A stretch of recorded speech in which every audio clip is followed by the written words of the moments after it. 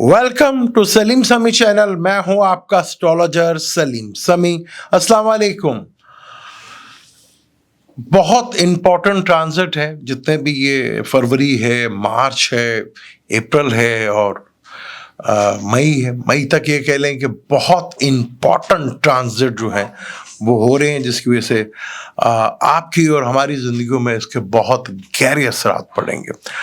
आज जिस प्लेनेट की जिक्र हम करने जा रहे हैं वो सैटर्न है, जिसे मैं सारे ही लोग बहुत ज़्यादा डरते हैं, लेकिन सैटर्न एक बहुत बड़ा प्लेनेट, 30 महीने का इसका पाइसिस में ड्यूरेशंस, एक लंबे अरसे तक के लिए, यानी कि 30 मार्च 29 की रात और 30 की सुबह होगी। सैटर्न जो है वो एक्वेरियस से निकल कर, अपने घर से निकल कर, मौल त्रिकोण राशि से निकल कर ये आ जाएगा पाइसिस में, और यहीं पर ये रहेगा अगले 2.5 सालों तक, यानी 30 महीने तक, क्योंकि एक स्लो मूविंग प्लेनेट है। इसका पाइसिस जो कि फलक का आखिरी घर है, पाइसिस जो एक्सपेंस का घर है, खर्चों का घर होता है, लॉसेस का घर होता है, फॉरेंस का घर होता है, हॉस्पिटल का घर होता है और निजात का भी घर होता है। अच्छा, निजात वो नहीं जो हम समझते हैं कि ऊपर निकल गया। निजात यानी किसी भी चीज़ों से, किसी भी परेशानियों से आप निजात मिल जाए, आपको मुक्ति मिल जाए, आप उसमें प्रॉब्लम से निकल जाएं, उसका भी ये घर होता है। फॉरेन का भी ये घर होता है। तो बहुत इम्पॉर्टेंट है ये ट्रांजिट सैटर्न का। सैटर्न 2.5 साल जो है बुर्ज एक्वेरियस में रहा। बुर्ज एक्वेरियस में इसका अपना मूल त्रिकोण घर था और 2.5 साल उसने तो गुजारे। अब ये इस साल जो है 2025 में 29 से 30 मार्च को ये हाउस चेंज कर बुर्ज दिलू में आ जाएगा। बहुत इम्पॉर्टेंट है, बहुत से लोगों को निजात मिलेगी, बहुत से लोगों को चीज़ें बेहतर होंगी, लेकिन बात शर्त ये है कि आपके चक्र के पाइसिस जो है वो जुपिटर उसका रूलर है और सैजिटेरियस जो है वो भी जुपिटर उसका रूलर है। यानी कि अब सैटर्न जो है गुरु के घर में, यानी कि जुपिटर के घर में आ रहा है। तो जब सैटर्न इधर आ रहा है, क्योंकि सैटर्न बेसिकली कुदरती मैलिफिक प्लेनेट कहा जाता है, ऐसे दुख और तकलीफ का कारक भी इसको कहा जाता है। और सैटर्न जो है कैरियर का भी मालिक है, कर्म का भी मालिक है, और यहाँ जुपिटर के घर में इसका आना बहुत ज़्यादा इम्पोर्टेंट हो जाएगा। अब आपने ये देखना है, यहाँ बहुत इम्पोर्टेंट ये चीज़ हो जाएगी कि आपके बर्थ चार्ट के अंदर जुपिटर की कंडीशन क्या है। ये डिपेंड करेगा, एक तो ट्रांजिट भी बहुत इम्पॉर्टेंट होता है, फिर दिशाएं होती हैं चार्ट में, वो कौन सी दिशाएं आपकी चल रही हैं वो बहुत इम्पॉर्टेंट होता है। अब ट्रांजिट में ये सैटर्न का मूव जो है अगले 30 महीने के लिए पाइसिस में होगा, जिसका रूलर जुपिटर है। अब जुपिटर आपके बर्थ चार्ट में जैसा होगा, अगर वो अच्छा बैठा होगा तो सैटर्न आपको बहुत अच्छे रिजल्ट देगा। अगर जुपिटर आपकी कुंडली में वीक है, कम्बस्ट है, मैलिफिक प्लैनेट के साथ बैठा, तो वो उसी तरह के उसके असरात आपको देखने को मिलेंगे। डिपेंड ये करेगा, जितने भी 12 के 12 ज़ोडिक साइन हैं उनके बाय बर्थ चार्ट में जुपिटर की कंडीशन क्या है, सैटर्न ने वैसा रिजल्ट देना। जिसका जन्म में बहुत अच्छा जुपिटर बैठा हुआ है, सैटर्न के उतने ही अच्छे फल आपको मिलते हुए नजर आएंगे। अब ये देख लें, यहाँ पर पाइसिस की अगर हम बात करें तो पाइसिस में आ रहा है, तो पाइसिस के 2 घर हैं, एक तो लगन है और दूसरा कैरियर का मालिक है। तो यहाँ जुपिटर अच्छा हुआ, सैटर्न की ये मूव बहुत ज़बरदस्त किस्म की आपकी ये ट्रांजैक्शन करवा देगी। ये बहुत ज़बरदस्त आपको उसका बेनिफिट, फ़ायदा आपको उसका मिलेगा, इंतहा दर्जे का उसमें आपको रिलीफ मिलता हुआ नजर आएगा।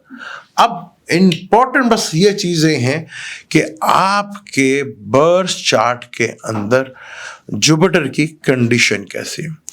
अब वो बेशुमार तरीके से मैं बता चुका हूँ, मैं जब भी आपको बताता हूँ वैदिक एस्ट्रोलॉजी से बताता हूँ। मून साइन भी देख सकते हैं आप, लगन से भी देख सकते हैं, लेकिन यहाँ पे तो बात हो रही है आपके जुपिटर की, यानी पाइसिस जो है वो आपका कैसा यहाँ पर रोल अदा करेगा। अब यहाँ पर जुपिटर की कंडीशन बहुत इंपॉर्टेंट हो जाती है। जितना जुपिटर इंपॉर्टेंट होगा उतना ही आपको उसका फायदा होगा। अगली वीडियो में मैं 12 जोड़ी के ऊपर बड़े डिटेल के साथ और ये कह लें कि चार्ट के थ्रू, क्योंकि सैटर्न की नजरियात भी होती हैं। सैटर्न तीसरी नज़र से भी देखता है और 10वीं नज़र से भी देखता है। 7वीं नज़र तो हर प्लेनेट की होती है। तो 7वीं नज़र उसकी क्या करेगी, तीसरी नज़र क्या करेगी, 10वीं नज़र क्या करेगी, वो चार्ट के थ्रू इंशाअल्लाह ताला मैं आपको भरपूर एक्सप्लेन करूँगा और बताऊँगा कि यहाँ पर आपको इसके क्या बड़े बेनिफिट और फ़ायदे आपको मिल सकते हैं। क्योंकि अब ये तीसरी नज़र से तो देखेगा, ये जो पाइसेस में है तो टॉरस को देखेगा, जो फलक का दूसरा घर है, जो फैमिली का घर होता है, इनकम का घर होता है, फाइनेंशियल मैटर्स का होता है, फैमिली का होता है। और 10वीं नज़र से ये सैजिटेरियस को देखेगा, जो कि रिलीजन का घर है, लॉन्ग ट्रेवल का घर है, अदलिया का घर है, फादर का घर है। और लॉन्ग ट्रेवल जो होता है उसे देखा जाता है, ये उसका भी घर है।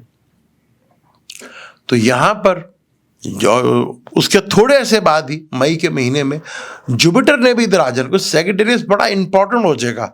जुपिटर भी जब जमनाई में आएगा तो 7वीं नज़र से देखेगा, वो भी अपने ही घर को देखेगा, सैजिटेरियस को। फिर राहु केतु जब हाउस चेंज करेंगे मई में, तो केतु भी जो है उसकी नज़र भी सैजिटेरियस के ऊपर होगी।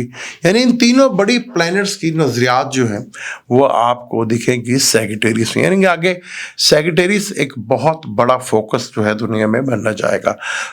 वॉर का घर भी है, इकोनॉमिकल का घर भी है, लॉन्ग ट्रेवल्स का भी घर है, ट्रेवल्स का भी घर है, अदलिया का भी घर है। तो बहुत कुछ देखने को मिलेगा। जैसे पिछले कह लें कि सैटर्न एक्वेरियस में 2023 जनवरी से बैठा हुआ था, तो उसने तीसरी नज़र जो थी उसकी वो पाइसिस पे अपना एरीज पे थी, और 10वीं नज़र जो है वो स्कॉर्पियो पे थी, और 7वीं नज़र जो थी वो ल्यू के ऊपर थी। अब स्कॉर्पियो बहुत ज़्यादा प्रोमिनेंट हुआ यहाँ पर। वो स्कॉर्पियो फलक का 8वां घर है।